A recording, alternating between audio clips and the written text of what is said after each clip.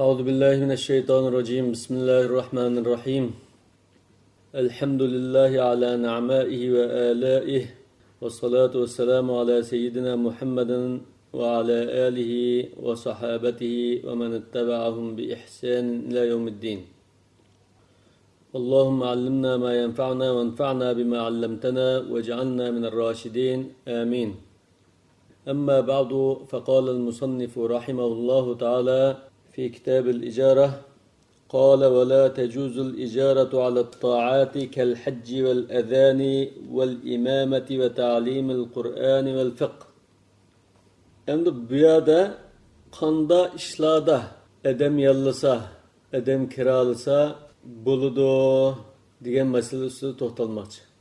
Ijara joiz bo'lgan ishlar. Buning birisi xos taat ibodat bo'lgan ishlarga adam kiralasa, adam yallasa joiz bo'lmaydi. Masalan, bular qanday ibodatlar? Haj. Mening o'rnimda haj qilib qo'ying. Ma pulga desa bo'lmaydi. Val azan. Azan aytib birsiz deb uningga shaqqa belgisi bo'lmaydi. Val imama. İmamatchilik shundoq. Va ta'limul Qur'on val fiqh. Qur'on o'gitish, ahkamlarni, halollarni o'gitish, uningdan boshqa shunga o'xshaydigan masalalar bir tutash Hanefi mazhabininki ilgirki mutaqaddim imomlari mush ishlarga adam yallasi bo'lmaydi, yoki ish aqibasi bo'lmaydi deb qaragan. Ham bu yerdagi taat degan so'zdan maqsad nima? Taatlarni ulamolar bir nechta turga ayiradi. Masalan, sap ibodat. Buningdan boshqa bir tarafi yo'q. Masalan, namoz, roza, farz haj degandek, ular sap ibodat deyilsa, buningga adam ijaraga bo'lmaydi deydi. Chunki buningdan foydalanuvchi shu shaxsning o'zi. Ya'ni boshqalardan pul uchun boshqalar foydalanish lozimda. Boshqalarning foydalanishi bo'lmaydi buningda demoqchi. Hamda musulmon bo'lgan bir kishiga xos ayni taatli emas. Kafir ahli taat bo'lmagan ekan, musulmondan chiqadigan bir xos ishlar bor. Masalan, tafsir o'gitish, hadis o'gitish, fiqh o'gitish degandek. Bunda ulamoning qarshi o'xshash chiqmasligi mumkin. Yana Qur'on o'qish masalan, imomatchilik qilish, azan to'lash bu boshqalarga foydasi yetadigan ish desak, lekin bu musulmon qiladigan ish, kafir qilmaydi. Undan ekan bu ishlarni masalan ibodat deb qilsa, uning foydasi shu qiyg'uvchilar bo'ldi. O'sha shaqqa ilishqaqlik bo'lmaydi degan gap chiqadi. Yani caiz deb qalsak shu, caiz desek boshqalarning foydasi yetdi, shuna boshqalar ish aqibasi bo'ldi degan gap chiqadi. Buningdan boshqa ibodatga munosabatsiz ba'zi ishlar, masalan, adabiyot o'gitish, she'r, til o'gitish degandek, bu agar qiyg'uvchi savobni ko'zlab qilib qolsa, ibodat bo'lishi mumkin. Bo'lmasa, ibodat bilan munosabat bo'lmaydi. Endi bu yerda bayon qilgan qarash, la tajuzul ijaratu ala taat degan qarash, Hanefi mazhabininki mutaqaddiminlarning qarashi. Mutaqaddiminlarni biz 3 imomimiz va 3 imom bilan uchrashganlar dedik. Mutaakhirun desak, bular shu 3 imom bilan uchrashanmaganlar yoki Hijriya 300-yildan keyingilar desak bo'ldi, taxminan. Bu yerda Hanefi mazhabida 2 xil qarash bo'lib qoldi. Birinchi qarashda, ya'ni ilgiriki imomlarimizning qarashi mushu turlik ibodat, taat, qurab bularga shaqqasi bo'lmaydi, mushuni o'rindash uchun yallansi bo'lmaydi demoqchi. Dalili lima ruya an Uthman ibn Abi al-As radiyallahu anhu annahu qala آخر ما عهد إلي رسول الله صلى الله عليه وسلم أن لا أتخذ مؤذنا يأخذ على الأذان أجرا. Hadis'in sayı rivayetlerde أن أتخذ مؤذنا لا يأخذ على الأذان أجرا deb kelgan. Yani Resulullah sallallahu aleyhi ve sellem bana ahir qatım tapılgan tapşırıqda şaqqı almaydigan muezzin belgilişimni degan deydi. Osman ibn Ebu'l-As radıyallahu anhu Rasululloh sallallohu alayhi vasallam bu zotni Taifga vali qilib tayinlagan. Taifga boradigan chaqda Rasululloh sallallohu alayhi vasallam bunga shunda topshiriqlarni bergan ekan. Bu mu azan o'qish uchun shaq qilishning makruhligini ko'rsatadigan bir dalil. Hadis sahih Abu Davud va Tirmizilar rivoyat qilgan. Wa li'anna al-qurbata taqa'u min al-amili. Yani bir dalil bu ibadet aşık urunduğuçidin vücut çıkılgan iş. Yani amili ta'a. Allah Teala Kur'an-ı Kerim'de ve elleyse lil insani illa ma sa'a diyen. Bunda olan iken fela yecuzu lehu ahzul ücreti min gayrihi.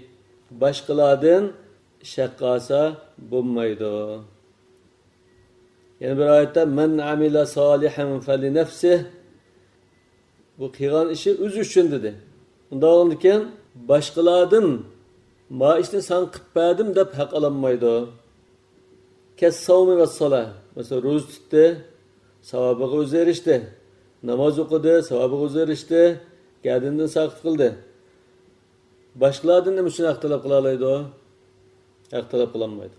وَكَذَا لَا يَجُوزُ عَلَى تَعْلِيمِ الصَّنَائِعِ. Yine hüner kesiplerini ügütüşkü mü ustamlarını yallası bulmaydı o deydi. Ne için degende لِيَنَّ التَّعْلِيمَ la yakumu bil muallimi. Çünkü ta'lim terbiye ügütüş degan yalğız o'qituvchining ders o'tab birishidan shogird uyg'unib qolmaydi. Bel bihi ve bil mutaallimi. Belki ustoz va shogird ikkilaninki kuch chiqarishi bilan ondan vujudga chiqadi. La yajuzu ala ta'limi sana'i dedi. Bir yerde ügütüp koyashqa desek, yani ahırda mesela şagird ügünüp çıkıdığanga dep qilsak, bu aşında bir xil bu adam qılalaydigan, qılanmaydigan iş dep ehtimollik bo'lishi mumkin. Lekin ders verip qo'ysa desek, bu çağda to'g'ri bo'ldi. Mesela ügütüp qo'yash desek, o'qituvchi 10 o'quvchiga ders verdi. Ahırda bunun birisi sınıf qilishi mumkin. Hech nima o'rganmaslik mumkin. 9'u o'rganib chiqadi. Shunga ders verib qo'yishga ijaraga olsak, yollasak to'g'ri bo'ldi. 9'u o'talamdi, 2'si o'talamdi yoki 10 o'quvchining hammasi o'rganib yaxshi o'talamdi. Buningdan qat'iy nazar ders verib qo'ysiz desak to'g'ri bo'ldi. Ammo o'rgatib berish desak, bularning hammasi o'rganalamdi, hammasini o'rgatalamdi bu kishi. Bu tarafdan to'g'ri bo'lmaydi. Yani shunda tahlil qilsa bo'ldi. Wa huwa zakauhu wa fitnatuhu. Endi shogirdning qaysi tarafidansa uning zirakligi, hushyorligi, tirishchanligi, darsni takrorlashi, ko'ngil qo'yib o'rganishi qatorliqlar bilan unda vujud chiqadi. Fala yakunu maqduran lahu. Shunga ustozning yolg'iz qo'ldan keladigan bir ish emas. Ev naqul yoki bunda desek mi buldu? Huma şeriken. Bula ikkilan bir ishni vujudga chiqarish uchun sheriklashgandek. Sherik bo'lgandan fala tasihhul ijaratu min ahadima. Ularning biri yana biriga yollansa bo'lmaydi. Yani bu ishlar qatoridan masalan qozilikqa maşası bulamdı, şaqqası bulamdı. Yoki bir masalaga diniy jihatda hukm qilib qo'yishga ikki tarafning datalash qilgan, haq da'vo ishlarini qilgan ikki tarafning o'rtada hukm qilib qo'yishga shaqqasa yoki ijara talab qilsa bo'lamdi, fatvo berishga haq talab qilsa bo'lamdi degandek, Qur'on Karimni ko'chirib yozishga shaqqasi bo'lamdi degandek chiqmaslar kirib ketishi mumkin. Hozir biz Hanefi mazhabining ilgirki mutaqaddim imomlarining ko'z qarashini bayon qildik. Mutaqaddimin deganni biz kimlar dedik? Bizning 3 imom. İmam Abu Hanife ve sahibeyn. Ashula ve shularla uchrashganlar mutaqaddimun bo'ldi. Undan keyin kelganlar yoki Hijriya 300-yildan keyin kelganlar mutaakhirin bo'ldi. Qala ve ba'du ashabina al-mutaakhirin قال يجوز على التعليم والإمامة في زماننا وعليه الفتوى. Bizning mutaakhir imomlarimizdan ba'zilari diniy bilimlarni o'rgatish, imomatchilik qilish va shunga o'xshash ishlarni qilishga ishaqqasi bo'ldi degan. Bu balkim sharoitning vaziyatning o'zgarishiga qarab berilgan fatvo bo'lishi mumkin. İlgirki çağlarda kişilerde diyanet güçlük olğaçqa bu işlerini ihtisaben şu Allah'ın savabını közlep dini cihetin tirişçallık göstərib mezmut turup aşında urundaydıgan sal qaraş bulmağan şunda şarait bolğaçqa bu ibadet sap bolsun et qanda şaibe aralışıp qalmasın dep aşında mezmut qaraşda bolğan desek keyinki vaqtlarda dini cihetin susluş körelgenden keyin bununla işler joyida menish uchun olimlarimiz sharoit qarab joiz bo'ldi deb fatvo bergan. Bir adamda bu qarashni bunda desak bo'ladi. Lil haja durura, ya'ni ehtiyoj bo'ldi, zaruriyat jihatdan shunda javob berdi desak bo'ldi. Maliki mazhabdimi mush qarashni tutgan İmam İbn Taymiye rahmetullohi alayhi mush qarashni tanlagan. Li hajatin nas ilay mana kişilerinin ihtiyaç bo'lğaçqa, zaruriyat bo'lib qolğaçqa mushunda fatvo bergan. Endi va alayhil fatva degan ibora bu bir istiloh desak bo'ldi. Ya'ni Hanifi mazhabda bütün ulamolar mushu bo'yicha fatvo beradigan bo'lgan. Mushu qarash kishilarning savollariga javob berishda kuchga ega degan. Ya'ni ilgirkilar shunda qaragan bo'lsa-mu, keyingi zamonlarda Hanifi mazhabga vakillik qilishda mush qarash kuchga ega. Hanifi mazhab ma masala qanday qaraydi? Ya Hanifi mazhab mavqasi turib ma masalaga javob bering desa, yajuzu deymiz. Nima uchun desa, kishilarning ehtiyoji bor, zaruriyat bor, namoz, azon, imomatchilik, mush ishlarninki hammasininki muntazam, ratlik, tartiblik vaqtida o'rindirish uchun adam yo'llamasak bo'lmaydi. Diqqat qilsangiz, masalan, bu yerda hajni tilganmidi? Hajni yanla keyingilarmi joiz emas edi, chunki hajga boshqaning o'rnida haj qo'yish yo'q. Shaqqasi bo'lmaydi, mushuni o'rindash uchun yollansa bo'lmaydi. Biz haj bedel degan gap yo'q. Uningga adam yollasa bo'lmaydi. Lekin ta'lim tarbiya, imomatchilik, azan, masalan xalifa maaşı deymiz, qozi kalan maaşası bo'ldi deymiz. Mush turlik ishlarda zurriyat bo'lganlik uchun joiz dedi. Hanifi mazhabdagi mutaakhirinlar. Va zuhurut tawani fil umur diniye. Dini ishlarda hurulluq, salqarash, shunda beparvolikla ko'rilgandan keyin ehtiyoj bor deb qardik. Va kasalun nasi fil ihtisab. Kishilarningki savobni Alloh taolodan umid qilib bu ishlarni bunda o'rindishida o'rinliq ko'rilgachga joizdir.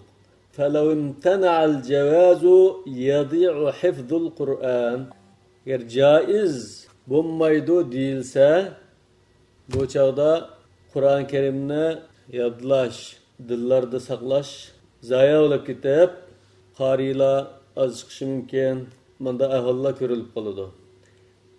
Shunga joizdir. Mush qarash hozir kuchga ega. Bunda qaraydigan bo'lsak, joiz bo'ladi, bo'lmaydi, bir necha xil qarashlar bo'lishi mumkin. Lekin hamda shu ishni o'rindamoqchi bo'lgan kishi o'zining ahvoliga qarasa, agar bir maznaxunum boy bir kishi bo'lsa, o'zining bosh kirimi bor, turmushini qamdaydigan kirimlari bog'lab qolsa, shaqqa olmay, maash olmay, azan to'lab bersa eng yaxshi shu. İmammi shundoq, Qur'on o'qiydigan kishimi shundoq. Agar uningdan bosh kirimi yo'q, butun vaqtini hunar kasbiga xizmat qiladigan vaqtini mush ish qilam atgan bo'lsa, bu chaqda unda boy kishi bo'lmasa, ehtiyoji bo'lsa, turmushini qamdashga maash olsa bo'ladi. Muvofiq qarash shu. ولو استأجر مصحفا أو كتابا ليقرأ منه فقرأ لم يجوز ولا أجر له. Bir kitap ya Kur'an'ı icar yaptı. Okuvalaydı. Bunda icaraga alsa ijara caiz bo'lmaydi. Lam yecuz yani aqdul ijara.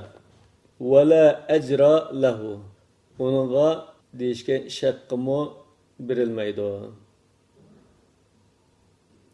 Bu mesele Kur'an-ı Kerim'ni sası bulamdı, bulmamdı diyendek meselelerge çetişlik desek buldu. Çünkü Kur'an-ı Kerim'ni satsan bulmaydı, icaraga alsan bulmaydı diyen gep çıkıyordu. Bunda mu alimlarning qarashlari o'xshashamas. Yani bu yerda nima uchun Qur'on ya bir kitobni o'qilay deb ijaraga olsa bo'lmaydi deb qaradi desak, li'annal qira'ata wan nazara manfaatun tahdusu min al-qari' la min al-kitab. Çünkü o'qish va uningga qarash o'quvchidan keladigan bir manfaat, kitobdan kelmaydi deydi. Fasara kema law istajara shay'an liyanzura ilayhi la yecuz. Şuna bir qiyas qilib, şuna qanday bo'lib qoldi desa, xuddi masalan bir narsani ijaraga olibdi, men buni qarab olay deb. Masalan, 10 tashtak gulni ijaraga olibdi, shunga bir kun qarab olay degandek.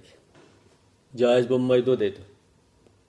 Yani bu yerda qiyas qildi, lekin bu qiyas mal farq. Nima uchun? Yani ba'zi narsaga qarasa, yani bir mazhab degandek bo'lishi mumkin, lekin bu yerda musulmon kishi Qur'on o'qishga, kitob o'qishga ehtiyoji bor.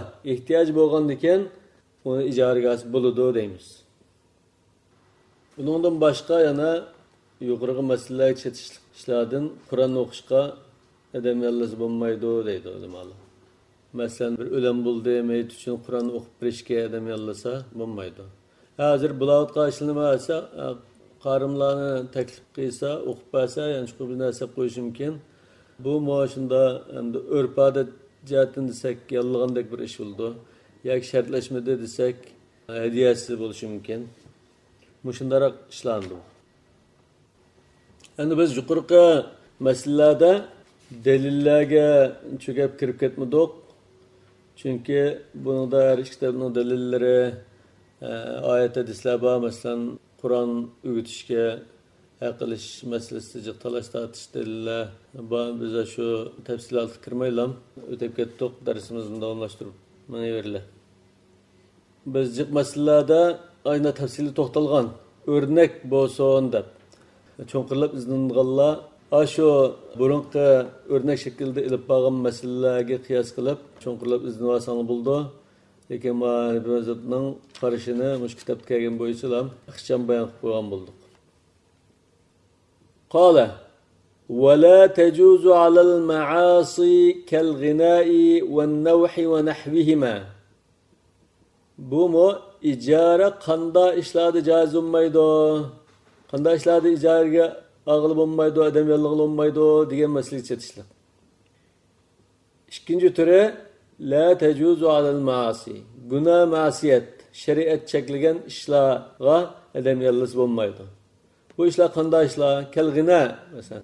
Nakşa yani mezmunu şeriat çekilgen ve çekilgen şekilde orundulduğun nakşalar.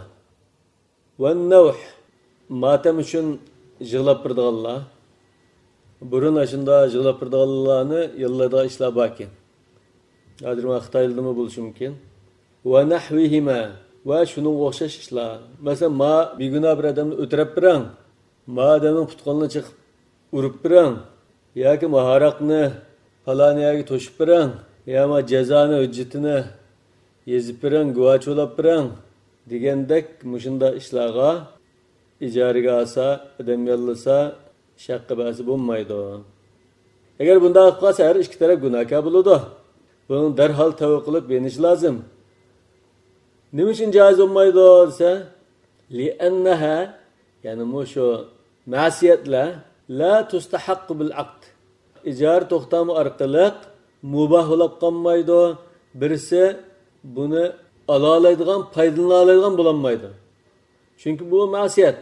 Shariatning hukmi bo'yicha buni boshqalarga o'rindash va o'rinditish çeklengen.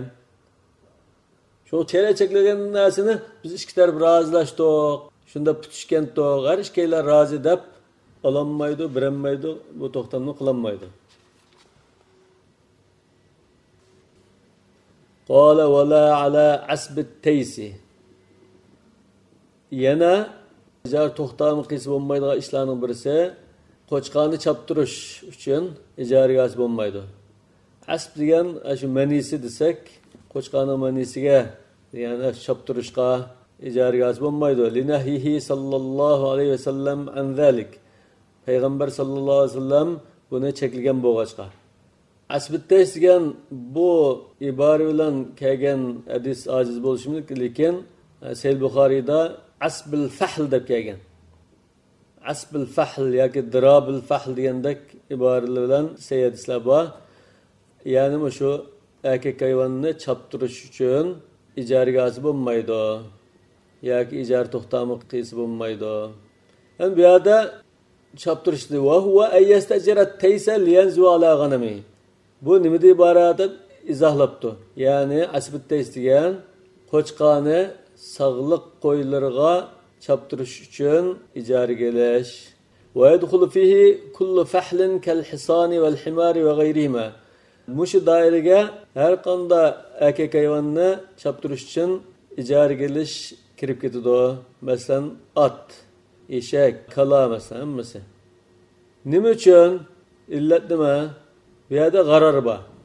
Birinchidan, bu erkak hayvonninki manisi baho bilan baholanadigan narsa emas. G'ayri mutaqavvim deymiz. Ikkinchidan, ko'zlagan ish vujud chiqamdi, chiqmamdi noma'lum. Ya'ni bu hayvonni chaptirsak, shuningdan bo'g'az bo'lamdi, bo'lmamdi. Bu notayin. Undan bu yerda birinchidan g'ayri mutaqavvim, ikkinchidan noma'lum. Ya'ni bu hayvonning manisi qanchalik chiqadi, bo'g'az qilamdi, qilmamdi, bu noma'lum. Undan keyin bu yerda noma'lumlik ig'ir bo'lib ketgachga joiz bo'lmaydi dedi. Lekin hadis kelgan ekan, Rasululloh cheklagan desak bo'ldi. Lekin nima uchun desak, shunda tahlillar qilinishi mumkin.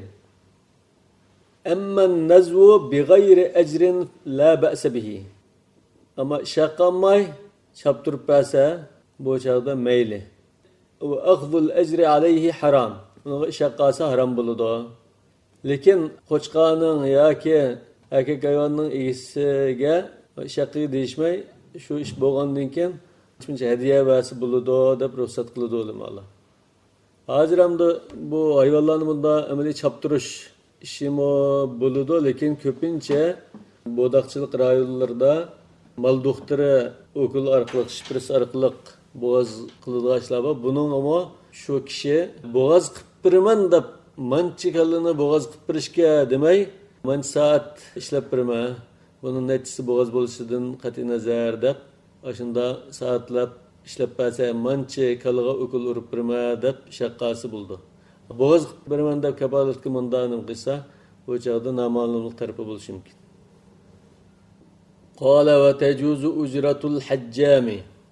Yani qaysi ishlarda ijara joiz bo'ladi, shaqqasi bo'ladi, yallisi bo'ladi degan masala. Misal tariqasida bir necha masalalarni tilga oldik, qolgan ishlarni o'zimiz qiyos qilib olsak bo'ldi. Va tajuzu ujratul hajjam. Ya'ni shu davolash uchun ilgiriki arablarda bo'lgandek badandan ma'lum o'rinlardan o'zining usul qoidasi bo'yicha qon olib qo'yadigan bir ish bor. Hijama deymiz. Hozirgi bu shprisda doktorlarning qon olishi bunga o'xshamaydi. Bu ayrim bir davolash usuli. Mesela gədindan yoki uchishdan bunda sho'raydigan ba'zi bir nimalarni qo'yib, shu yerni tig' bilan kesib, ba'zi buzuq qonlarni elitadi. Buning foydasi mo'jiq. To'g'ri usulda nima qilgan ahvolda bak foydali. Hozir ma arab davlatlarda, Turkiyadan bakin ayrim shunda hijamat kliniklari bakin. Buningga shaqqasi bo'ladi deydi. Faqat sahha أنه صلى الله عليه وسلم احتجم وأعطى الحجام أجره. Sahih hadislarda Rasululloh sallallohu alayhi vasallamning qon oldiganligi va qon olib qo'yg'ichiga shaqqi berganligi kelgan. Sahih Buxoriyda kelgan. Anas radhiyallohu anhu rivoyat qilgan hadisda حجم أبو طيبة رسول الله صلى الله عليه وسلم فأمر له بصاع من تمر والنهي الوارد فيه للإشفاق. Bu haqda kelgan cheklimilar bu ish toza yaxshi ish emasdi, bu ishni qilmasang yaxshi degan tariqada kelgan. Kesib harom degan ahvol yo'q. Lima fihi min ad-dana'ati va ijma'al muslimin. Chunki unda bir neychilik bir narsada qonni sho'rab tukuritilgan ishli bo'lg'achqa, shunda qon bilan bilishgan bir ish bo'lg'achqa bir xil maynatchilik, paskinchilik bor deb buni tuan ko'rdigan tarafi bo'lg'achqa bu ishni qilmasang degan tariqada kelgan cheklamalar bor edi. Lekin harom deb kesib demagan. Va ijma'al muslimin. Ya'ni musulmonlar hammasi shunda qaraydi desak to'g'ri chiqadi. Bu yerda hozir nahi ishfaq uchun kelganligi ijmo bor desak to'g'ri chiqmaydi. Nima uchun desa nahi li tahrim deganligi bor. Shunga ijmo bo'lmag'achqa mishada bu dana degan masalada musulmonlar ijmo kelgan desak to'g'ri chiqadi. Ulamolar mushu hijama qilib qo'yilgan ishda shaqqasi bo'ldi, bo'lmaydi degan masalada ixtiloflashgan. Bu yerda ijmo yo'q. Nima uchun desa hadislar har xil kelgan. Ma kitobda bu haqda nahi kelgan edi. Bu nahilar qaysi hadislarda kelgan? İmam Müslim rivayet qilgan hadisda kasbul hajjami khabithun degan. Ya'ni bu yerda khabith degani bunda past ish demakchi. Unda harom ish demagan. Shajara khabitha deb masalan samsoq, piyozlimo khabitha degan hadislar bor. Bu harom degan gap emas. Khabitha degan mishada siz quraydigan degan ma'noda. Ma hadisda kasbul hajjami khabith degani maynat ishlarni qilish orqali topilgan pul demakchi. Yana Sahih Muslimda kelgan hadisda sharrul kasbi mahrul baghi va thamanul kalbi va kasbul hajjami degan. Yani Nasai rivoyat qilgan hadisda naha Rasululloh sallallohu alayhi vasallam an kasbil hajjam. Demak bu sahih hadislar kelgan. Yani buni biz bu ish toza isil pokiz ish emasdi. Şoň bundan neri tusanlı yaxshi, qilmaganly yaxshi degan tariqada kelgan deb tushundik. Endi bunda qarasak bir vaqtda tuan sanalgan ish keyingi vaqtlarda tuan sanalmasligi mumkin. Burun musulmonlar shunda ijmo qilgan bo'lsa va qon elishda shunda qon sho'raydigan neychi bilan qon qo'llarga yo bir yerlarga yuqadigan shunda sal maynat bir xizmat bo'lgan bo'lsa-mu, lekin keyingi vaqtda taraqqiylaşib her türlü narsalar bilan qon olib qo'yadigan usullar chiqdi hozir. Buninglar hozir musulmonlar bu ishga oid isil xizmat sifatida qarashi mumkin. Birinchi halol xizmat, ikkinchidan davolash dairasiga, doktorlikqa yaqin keladigan bir xizmat bo'lg'achqa, hozir ham dana degan mazmun qolmadi desak bo'ladi. Hozirgi musulmonlarning ijmosida dana degan gap yo'q. Shuna chiroyli isil ishxonalarni, doktorxonalarni echib xizmat qilayotganlar bor. Avrupa'da bu hacamatlı Germaniyada mesela. Türkiye'de mojikken. Qala wal hammami muncha shaxsi jaiz bo'ldi. Lit taamuli. Yani urf odatda buningga suv ketamdi, oz ketamdi, ne soat mashg'ul qilamdi munchini. Buni qat'iy nazar kishilar muomala qilib, musulmonlar shunda ish tutmanganlik uchun bu yerda qiyos bo'yicha emas, urf bo'yicha muomala qilamiz demoqchi. Nima uchun bu yerda qiyosni tashlayotdik? Endi qiyos desak, bu noma'lumlik bo'ldi. Bir munchiga kirgan kishi masalan 100 litr suv ishlatib chaqirtib chiqamdi, yoki 10 litr suvlarla yunib chiqamdi, yoki 1 soat turalamdi munchida, ya 15 minut yunib chiqamdi, aniq emasdi. Mechullik vardı, nama'lumlik vardı. Qiyas bo'yicha jaiz bo'lmaydi. Lekin bu yerda qiyosni tashlayotdik. Nima uchun desa, bu yerda musulmonlarning ijmo'i bor. Ya'ni bular hammasi ijmo qilib, bunda muomala qilib manganlik uchun bir hadisda ma ra'ahul muslimuna hasanan fa huwa indallohi hasan degan bo'lg'achqa bu yerda qiyosni tark qildik. Wala i'tibara lil jahala.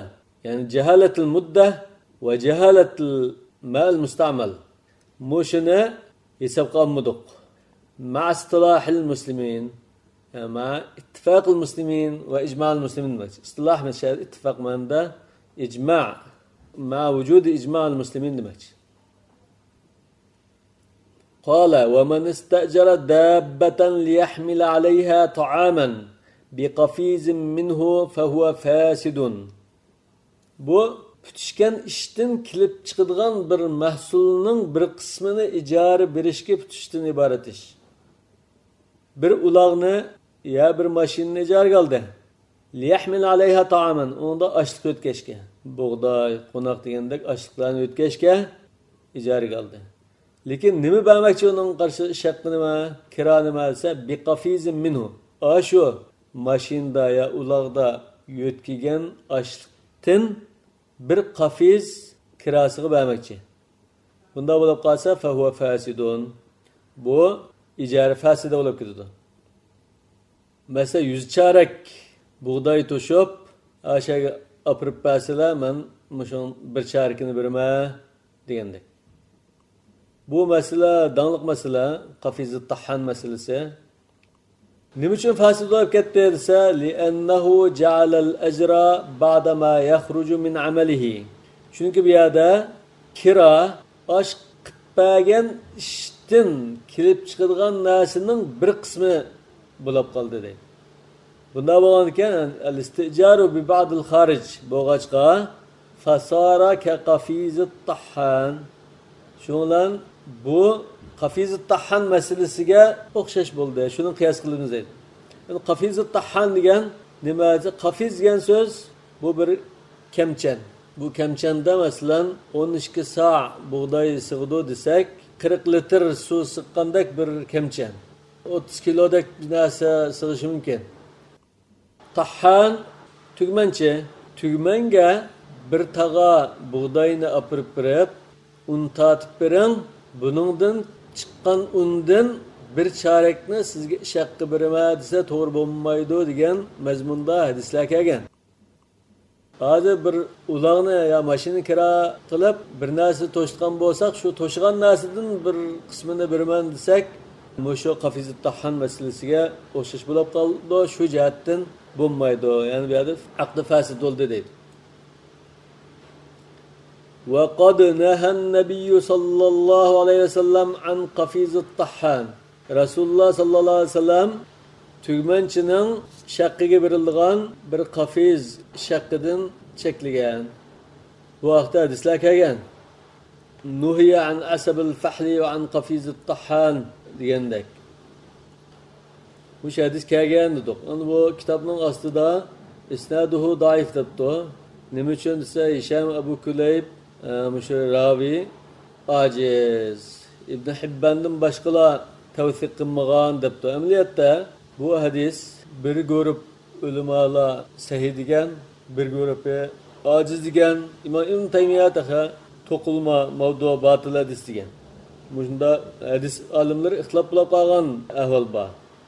İbn Hibban'dan başkalar Hişam'ni fiqa demegen depti. Emniyette İbn Hibban, İbn Ma'in, İmam Ahmed, Abu Davud, Icli, Moğultay, bular hammasi ishonchli ravi deb qaragan. Tahzib qarasanlar tarjimalarni chiqadi. Shunga ilgirikilardan bir top ulamalar, keyingilardanmi masalan İmam Shavkani, Albani, Ghamari bular sahih degan bu hadis. Shunga bu qafiz tahhan masalasi bu hadisda ondalam yo'q chiqarib etkili olmaydigan hadis. Uning ustiga mush qafiz tahhan masalasida ya'ni joiz bo'lmaydi degan qarashda İmam Abu Hanifa masalan, Malik, İmam Layth ilgirki cho'ng imomlar tutgan qarash. Yani bu xili jalli qarash bu. Va huwa bu qafiz tahhan nima deb iborat desa biz bayatun tushundik. Va huwa yastajira thawran aw rahan liyathana lahu hintatan biqafizin minha. Biz bayatun tugmanchi dedik, lekin masalan bir kalını yoki tugman teshini ijaraga olib, men buğdayimni izib bersin, un tatib bersin deb shaqqiga shu chiqqan undan bir qafizni berishdan iborat deb tushuntiribdi. Mayli shunda bo'lsa, ya tugmanchiga opirib shunda tutishgan bo'lsin, chiqadigan undan bir qafizni berishga tutishsa aqli fasid bo'lib ketadi va harom bo'ldi deydi bu mazhabda. Haram buldu. Nima uchun haram? Çünkü bu aqd fasid. Aqd fasidga qadam qo'yish haram. Nima uchun aqd fasid desa, agar bunda deyish to'g'ri bo'lgan bo'lsa, bu shirk bo'lib qoldi. Ya'ni shu chiqadigan unda bu ishkelan shirk. tugmanchi va bug'doy egisi ikkalasi shirik bo'ldi. Ya'ni shunda ish boshlagandikilar shirikchilik boshlanib ketdi. Chiqadigan unda ikkalasining haqqi bor. Yani shirik bo'lgan ishda shiriki ishlab qolsa ish haqqi berilmaydi. Mush qoida bo'yicha bu fasid bo'lib ketadi deydi. Yani ish haqqi elish haqqi bo'lmaydigan bir ishga kirdi bular. Endi yana bir tarafi to'xtamni qilgan chaqda ay tugmanchiga birdigan un, yani ish haqqi bug'doy egisida bormi yo'qmi qulda? Yo'q. Yani hozir qulda bo'lmagan narsani ish haqqiga beraman deb tutishgandek. Yani istijar bima laysa indahu. Biz ijarinimi bay'ning bir qismi dedik. Ko'pincha masalalarda bay' bilan o'xshash ma'noda. Lekin bay' ma laysa indal inson degan bir cheklama bunda asosi bo'lmaydi degan bo'lsa, istijar bima laysa indahu bu cheklandi demakchi. Wa yubtana ala hada masail kathiratun tu'rafu bit-ta'ammul. Mushu qafiz tahhan masalasiga bu bir asos desak, yani biz mushu turlik ijara masalalarida ta'ammul qilib tekshirib kelsak, nurg'un masalalar mush bo'yicha biz taraf qilindi. Masalan, ma qo'yni so'yib baslar, buning bir putini beray, kalla paqalchiqini beray, ya terisini silgi beray, ya go'shidan masalan manch kilo beray degandek ahvollarmi shunda. Minha idza dafa'a ila ha'ikin ghazlan liyansijahu min nisf. Masalan bir babkachiga egirilgan jipni beribdi. Mushuni to'qib baslar. Masalan taga to'qib beramdi, palas to'qib beramdi, yoki popayka kiyim-kechak to'qib beramdi, nima to'qib baslar yeri mislning olsin desa. Bu shunga o'xshash masalalar. Wal ma'na fi, yani şey caiz bo'lmaydi deyishda fiqh tahlil qilsak, fiqh tahlilning mazmuni bunda bo'ldi. Annal mustajira ajaza anil ujrati. İcariga oluvchi, yani yallovchi qo'lida berdigan ish haqqi yo'q. Pul yo'q qo'lda. Ya uningdan boshqa ish haqqi yo'q. Yoki tutishgan ish haqqi qo'lda yo'q. Tutishga ish haqqi nima va ba'dul mansuji val madhun. To'qilgan narsaning bir parchasi yerimi va tatilgan unning bir qismi hozir qo'lda yo'q. Hozir berilmaydi. Berilmaydigan holatda bo'ldi. Lianna zalika innama yahsulu bi fi'lil ajiri. Chunki bu narsalar, yani ish haqqiga berdigan narsa ash yallanguchining ishlab berishi bilan andin paydo oldigan narsa. Fala yakunu qadiran, yani fala yakunul mustajiru qadiran bi qudrati g'ayrihi, yani bi qudratil ajir. Undan keyin yallanguchining qo'lida ya ijaraga oluvchining qo'lida hozir ish haqqiga berdigan narsa yo'q. Qachon qo'liga kirdi desa, boshqalar bir xizmat qilib bersa, ishlab bersa, ondan qo'liga kirmoqchi. Undan boshqalarning ish qilib berishi bilan ondan qo'liga kirdiganligi hozir o'zida bo'lmagan narsa, o'zida bir narsa bo'lmasa, bu boshqalarning kuchi bilan ijara beralaydigan odamga aylanib qolmaydi. Lekin bu yerda ijara berish imkoniyati yo'q bu kishining. Hem bir yerde şu meselemi olmasan aşı karar, namalumluq, ya ki bir xil talaşta açıkta sebep bulaş ihtimallıqı yuqri bir iş desek, qo'lda bir ish haqqi yo'q. Keyin bu chiqqan narsa qanda chiqadi mesela, ishlagan narsa. Tatilgan un qanda tatilib chiqadi, salomat qo'lga tegamdi, tegmamdi. Yoki boshqa ahvollar ko'rilib qolamdi, masalan, quritlab ketgan nima bo'lib qolamdi. Har turli ehtimolliklar bor. Keyin ondan ishlab bergan odammi norozi bo'lgan, yolg'on odammi joyida ish haqqini berolmaydigan, ondan datalashib urushib qoldigan, bo'g'ishib qoldigan ahvollar kelib chiqishi mumkin. Bu tarafdan aqd fasid bo'lish ehtimolligi kuchli. Qala وَلَوْ قَالَ أَمَرْتُكَ أَنْ تَخِيطَهُ قَبَاءً. Bir tikimchiga, mashinchiga bir narsa tiktiribdi. Talab qilgan bo'yicha tikmabdi. Tikmagandan keyin bu odamda datalash ya jidal majra bo'ldi. Rahning egasi men sizga buni to'n tikib berishga bergan, to'n tikib bersin degan debdi. Mashinchi, yo'q, buni ko'nglak tikib bersin deganlar. Şun ko'nglak tikdim debdi. Bu ahvolda kimning gapi kuchga ega bo'ldi bo'lsa, fal qawlu li rabbis thawbi. Bu yerda rahning egisining so'zi hisob bo'ldi. Bu nimaga aloqador gaplar esa, shu bir ishga yo'llagan bo'lsa, shu ishning turiga aloqador datalashlar xos masalalar desak bo'ldi. Va kaza idza ikhtalafa fi sabgh ath-thawb asfara aw ahmara. Shundaqla bir rahni ya kiyimni beribdi. Thawb degan mishada rah deymiz ko'pincha ahvolda. Tikilmagan rahni ko'rsatadi. Biz hozir tikilib bo'lgan kiyimga ishlatamiz, lekin thawb degan rah. Tikilgan kiyim bo'lishi ehtimolli bor, lekin ko'pincha ahvolda rahni ko'rsatadi. Bir rahni qizil ya sariq bo'yashqa berganlikda ixtiloflashib qoldi. Aw bi za'fron yoki zapa bilan bo'yab berishga deyishgan yoki aw bi usfur zajiva bilan bo'yab berishga ketishgan.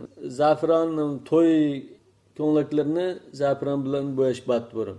Nima uchun desa, bu bir xil sag'uch bo'yash bilan billa xushpuroq furqi bor bo'g'achqa. Usfur yani bu zajiva, bu sariq bo'yalgan narsa. Yo'q, men zapa bilan bo'yab berildigan, yo'q, men zajiva bilan bo'yab beradigan bo'lgandim deb talash-tarish qilib qoldim. Hukmi o'xshash deydi. Al-qawlu li rabbis thawb. Va wajhuhu, nima uchun al-qawlu li rabbis thawb deymiz? Anna al-khayyata was-sabbagha aqarra bi sabab ad-daman. Mashinchi va bo'yoqchi bu yerda bir to'lam sababi baliqiga iqro qilganlik. Ishkilisi. Yani bu yerda bir narsani bo'yab berish ya tikib berishga og'irligiga tan oladi, ishkilaylar iqro. Va boshqalarning o'sha rexini u ham bu ham qilganligiga iqro. Lekin bu yerdagi masala degan bo'yish qildimi yoki degan bo'yish qilmadimi? Shu yerga birib taqildi. Thumma da'a ma yubarri'uhu. Demak, bu yerda bular rahni elib bir ish qilgan ahvol bor. Buningga iqro. Lekin men xato qilmadim deb da'vo qilmoqchi. Va sohibuhu yunkir. Uning hamrosi, datalash qilayotgan kishi, ya'ni rahning egisi, buni inkor qildi. Sen degan bo'yish qilmading deb turoldi.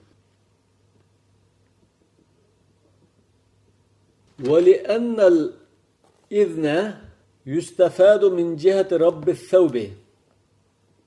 Nima uchun al-qawlu li rabbi thawb dediysa, mashada ma ishni manda qiling deb qilgan ruxsat ya buyruq ashu rahning egisidan kelitdi. Fayakunu al-qawlu qawluhu. Unda olsa shuning so'zi hisob bo'ladi. Li'annahu akhbaru bizalik.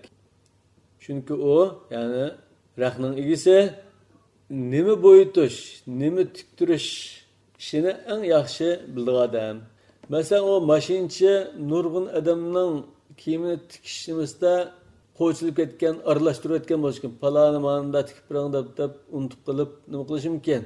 Bo'yoqchimi shundoq kunda necha narsani bo'yaydigan bo'lg'achqa, mashinchi necha kiyim tikadigan bo'lg'achqa, qo'llarida nurg'un ishlar yig'ilib qolgan bo'lg'achqa bu aralashtirib o'tishi mumkin. Lekin rahning egisi u unutib qolmaydi, kallasi aniq.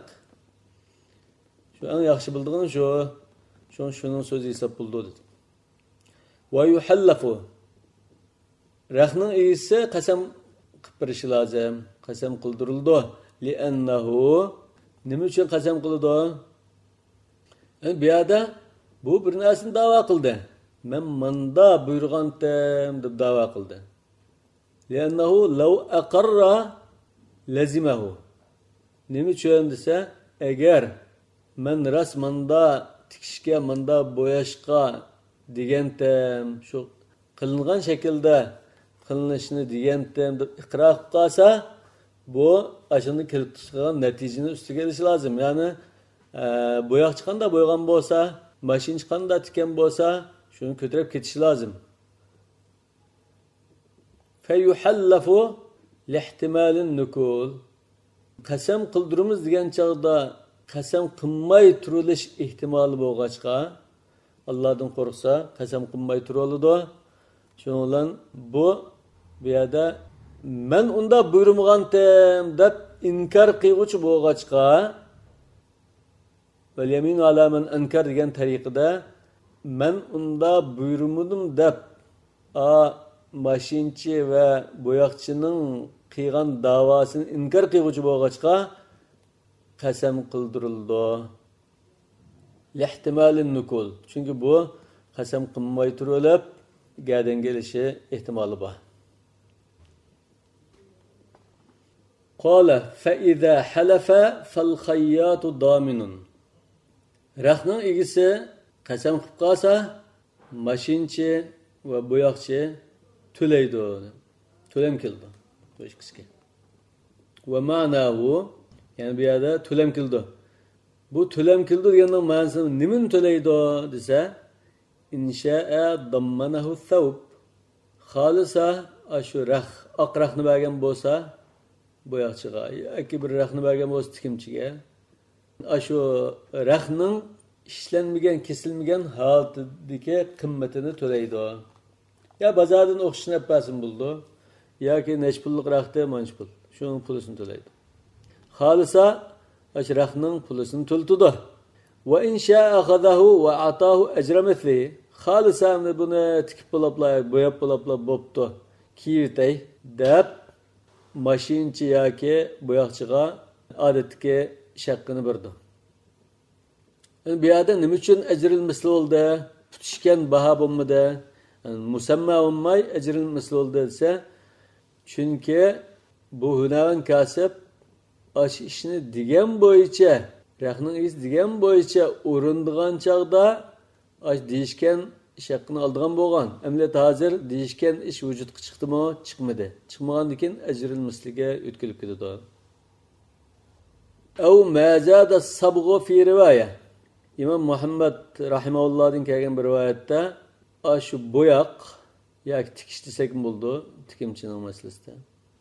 Qanchalik qimmat qo'shgan bo'lsa, ashrahga shuni berdi dedi. Masalan, bir rahni biz 100 ko'yga oldik.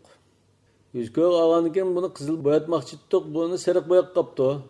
Bo'ygandan keyin biz buni to'ltayli deb qolsak, xolisaq 100 ko'yni to'ltimiz rahning pulini. Xolisaq u rahni qo'limizga olib, bu bo'yashga 10 ko'y ketgan bo'lsa 10 ko'y birimiz ajrilimiz 110 ko'y to'xtagan bo'ldi. Yani üçüncü ihtimal xalsa mazada sabg'u fi rivoya. Shu bo'yoq qanchalik qimmat qatibdi. Mesela 100 ko'ylik rahni oq holatda 100 ko'y qoldik. Lekin sariq bo'ygan holatda bozorga chiqib satsak 105 ko'y qoldigan bo'lsa, bu chaqda 5 ko'yni ham beramiz. Rahni qo'limizga olamiz, shaqqiga 5 ko'y ham bergan bo'lamiz. Qala walau qala khittahu bi g'ayri ajrin وقال الصانع بأجر. Yani bir yerde el-hilaf fil-ücra. Yani şakkı battı yoktu. Şakkı birdiğen boğan, vermeydiğen boğan diyen meselede talaşta açılıp kalsa, rahının ilgisi sizi bikağa pulanmayı tikip birdiğen boğan deyip duruyordu. Hüneven, yani maşinçe, yok pulilip tikip birdiğen boğan deyipti. فَاِنْ كَانَ قَبْلَ الْعَمَلِي يَتَحَالَفَانِ. İşine başlamagan mesela, bu rahni kesmegen haleti bolsa, bula qasam qilishib, vallahi undagi, vallahi bunda degan deb, asla buni amaldan qoldirsa bo'ldi. İşkilesi öz yo'liga ravon bo'lsin bo'ldi, yoki nol holatga qaytsin bo'ldi. Hech qanday deyishmagan, to'xtamlashmagan holatga qaytsin bo'ldi. Wa yubda'u bi yaminil mustajir. Bu ahvolda rahning egisi, yani yolluğuçunun qasimidan başlaymayız. Lianna kulla wahidin minhuma yedda'i aqdan. Çünkü ularning her biri bir to'xtamni da'vo qilyotdi. Men da to'xtam qilganda. Vel akharu yunkiruhu, qarishtirib inkar qildi. Undan her biri mudda'i aynı vaqtda munkir bo'ldi. Yani mudda'i alay bo'ldi. Lianna ahadahuma qanda desa, çünkü onun biri, yani mustajir rahning egisi yedda'i hibetel amel. Bu işni bikaga kıpırdıgan boğan deb dava qildi. Vel akharu yedda'i bay'ahu. Yani biri bu işqa shaq kıpırdıgan boğan. Yani bay'al menfaatul amal demekçiymiş yani. Yani yallash degan ahvol batdi deb dava qildi deydi. Yani akhar mishada al-khayyat yoki sabbaq.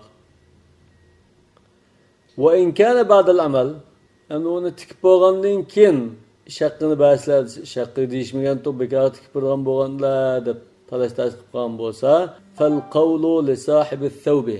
Bu yerda rahning egasining so'zi kuchga ega. Li'annahu munkirun. Chunki u inkor qiluvchi.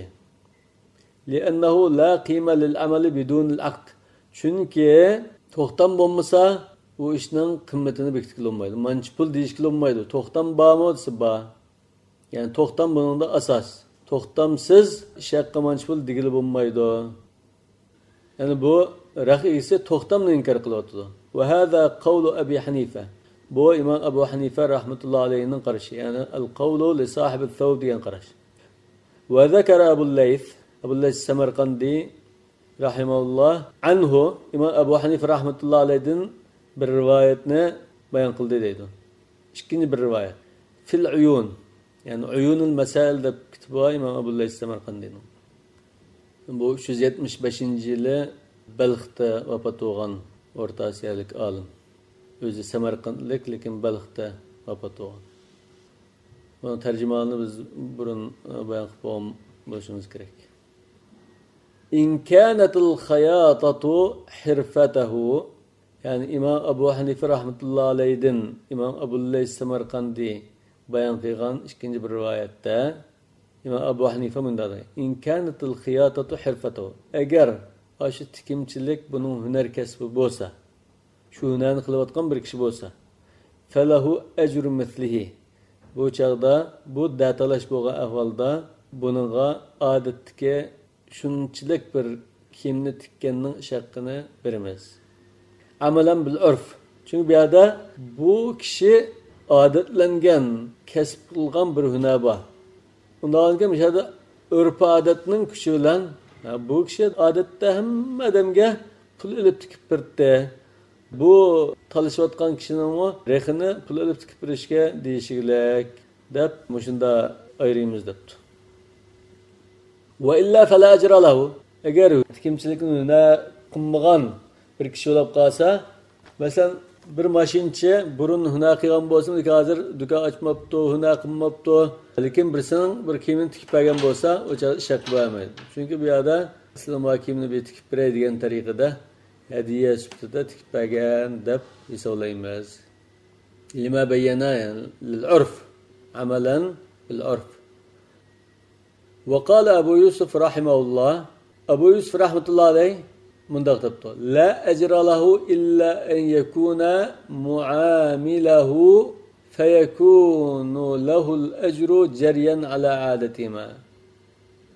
Abu Yusuf rahmetullahi aleyh onun şakkı verilmeydi. Fakat lam şu maşinçi bir hünerin bulab şu kesbini kılıvatkan bir kişi bulab onun ulan muamel kıp kılıvatkan bolsa, mesela burun başında bir rahni birip tikip bergen konu çöpkat deyilem şeyde. Aşının çöpkıtı bulab qalsa feyekunu lahul ecru ceryan ala adetime. Bu çağda adetlerden boyunca şakkını birishi lazım. Eğer onda çöpkıt emas, tunji qatım şunda bir rahbaga afal bulab qalsa bermeydi demekçi. Ma qarash qasas. Ve qala Muhammed rahimahullah İmam Muhammed rahmetullahi aleyh debto in ittakhadha hanutan ve intasaba li'amali hadhihi as-sana'ati falahu al-ujratu ve illa fala. Eğer bir dükkan içip mushu hunarni qilib menayotgan bo'lsa, bu chaqda datalashib qolsa, shaqqi berish lozim bo'ldi. Bu ma'noda yuqorida İmam Abu Hanifa'dan kelgan amalan bil urf degan qarashga yaqin gap qoldi ekan. Dükkan ochgan ekan bu shu shaqqiga ishlaydi degan gap. Ve aleyhil fatva, yani bir mezhepte fatva muşkaraş boyunca verildi. Dükkan içip günah kılıvatkan maşinçi bulab qalsa, bunda bir datalaş bulab qalsa, şakkiga deyishken deb hüküm qilamiz. Shaqqi berish lazım. Li'annahu dalilun alal amali bil ujrati urfan. Dükkan açqanlıqı, dükkan önəgəs qilganlıqı şaqqiga ishlaydiganligining urf-odatdan kelgan isbot bo'ldi. Xuddi dükkan hozir nimani ko'rsatdi? Biz shaqqiga putishgan deb aniq deyishganni ko'rsatgan bir isbot. Vel ma'rufu kal mashruti. Yani urf-odatda banasa ig'zoki holatda shart qilib to'xtamlashgandeklar, to'xtamda aniq shartlashgan bilan o'xshash. Al ma'ruf urfan kal mashruti sharta. Qala Muhammad rahimahullah: "Law amarahu an yanqush ismahu ala fassihi fanaqasha isma ghayrihi dammanahu." Yani bir kişiga bir üzükni beribdi. Bir münavin kasbga, bir zagaga üzükni berib, uningdan aşk üzükning ko'ziga ismini yozib berishni talab qilibdi. Fas, yani üzükning ko'zi. Mush üzükning ko'ziga, mush yaqutga ya ko'zi bar joyga mening ismimni yozib bersa, uyab bersa debdi. Fanaqasha isma ghayrihi dammanahu. Uning ismini naqshlab bermay, boshqa bir ism naqshlab qo'ygan bo'lsa, bu çağda bu üzükni to'laydi. Yani law amarahu an yanqush ismahu deganda biz law a'tahu khataman va amarahu an yanqush ismahu ala fassihi deymiz. Bu çağda xato ism yozib qo'yganlikdan üzükning qimmatini to'laydi. Li'annahu fawwata gharadahu. Chunki uningdan maqsad ado qildimidi. Yani uning maqsadi qo'ldan ketib qoldi deydi. Üzükning egasining maqsadi qo'ldan ketdi. Va huval xatm. Yani bu yerda bu üzükni mühür sifatida ishlatilgan odat bo'lg'achqa, mush üzükka ismimni o'yib bersizlar, naqsh qilib bersizlar desa, boshqa ism qilgan bu mühür basay desa, mühür basanmaydigan bo'ldi. Fasara kastihlakin. Lekin nimaga o'xshab qoldi, nimaga qiyos qilinadi desa, bu üzükni mesela o'zi ishlatib olgandek yoki buzib o'tgandek ahvol bo'ldi. Ka itlaf desak bo'ldi mesela. Yoki tamoqni yeb oldi desak. Üzük olsa ona buzib o'tdi. Ishlatilmaydigan holatga kelib qo'ydi. Undan keyin to'laydi. Walau istajarahu liyahfira lahu bi'ran bi ajrin musamma. Birisini bir quduqni manch pulga ko'lab bersiz deb yollagan bo'lsa, va samma tulaha va ardaha jaza. Bunun kengligi, cho'nqurligi, buni hammani tutishgan bo'lsa, to'g'ri bo'ladi. Va fil quburi yajuz. Qabri ko'lab berishga deyishgan bo'lsa, joiz bo'ldi. Go'kala qabri ko'lab berdilar. Odatda shu odatlangan bo'yicha ko'lab berdi. Va illam yubayyin zalik. Yani ona manchilik cho'nqurlikda manchimetr ko'layla, kenligini manchilik qildi demisimi, urf-odatda aniq bo'lg'achqa her bir şeynin adetlengen boyunca kolaydı. Mesela Qashqarda ko'lasam, qabrlar qanday ko'langan bo'lsa, shunda ko'laydigan bo'lg'achqa, manchilik cho'nqurlikda, manchilik kenglikda deb yurish hojasiz. Unda demisimi, to'g'ri bo'laverdi. Fa in wajada batinal ardi ashadda falaysa bi'udrin. Agar bu ko'latib, 20 metr ko'lagandan keyin Quram tosh masalan, ko'lyanmaydigan bir kashila uchrab qolsa, ya bir qattiq ya to'ng sovuqda endi bo'lib ketgan bo'lsa, falaysa bi uzrin. Bu uzr emas. Yani cho'qim ko'lab berish lozim. Va in ta'azzara al-hafru fa huwa udhr. Faqat ko'lyanmaydigan holatda, Quram tosh chiqib uni faqat sundiranmaydigan, ko'lyanmaydigan holatda bo'lib qolsa, o chaqda uzr bo'ldi. Shundan ishni to'xtatgan gap bu Quram tosh chiqib qoldi, bu ko'lyanmadi deydi, to'xtaydi. Va la yastahiqqul ajra hatta yafruga. Aşı ahirga chiqarib to'liq ko'lab bo'lmaguncha shaqqi bo'lmaydi. Li'annahu amalun wahidun. Chunki bu bir butun ish. La yuntafa'u bihi qabla at-tamam. Yani bu ishni to'liq vujudga chiqarib bo'lguncha, mesela 20 da to'xtatib qo'ydi deylar. 20 metr ko'lagandan keyin to'xtatib qo'yib, endi buni davomlashtiramidik. 20 ko'laganligimizni hisoblab pul versizlar desa bo'lmaydi. Çünkü bu bir bütün iş, bütün kıpıralıysa bunun ilgisi faydalandı, bomuz faydalanmaydı. Şuna ihtilaf kılış hakkı bulmaydı. Ders müşahit olsun. والله أعلم بالصواب وإليه المرجع والمآب سبحانك اللهم وبحمدك أشهد أن لا إله إلا أنت أستغفرك وأتوب إليك أما لنك الله علم أتاقيسون أما لن خاطر جام سلامة قيسون الله أمانت